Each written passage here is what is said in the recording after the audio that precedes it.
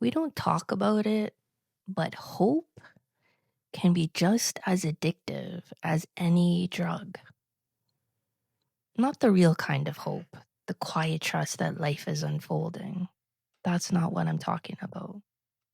What I'm talking about is the false kind, the kind that keeps you chasing the next healer, the next practice, the next breakthrough, always believing that will finally fix you.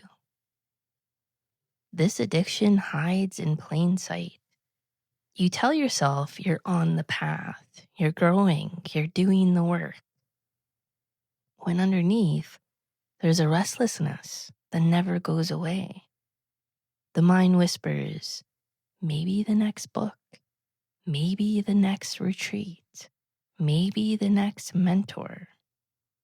And so the cycle continues, an endless search, always outside yourself. The irony is painful.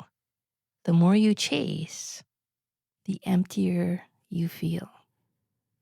Because this kind of hope isn't rooted in your own being. It's a distraction, a way of postponing the moment you actually meet yourself. Real transformation doesn't happen by clinging to a new hope.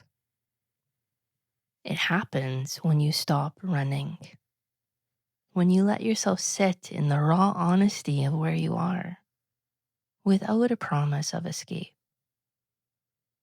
That's the doorway most people avoid because it feels like despair at first.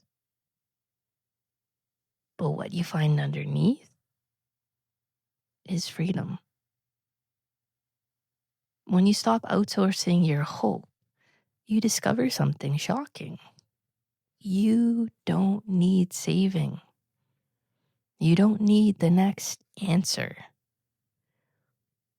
You simply need presence, courage to be with your own inner world, willingness to feel the fear, the pain, the unmet longing.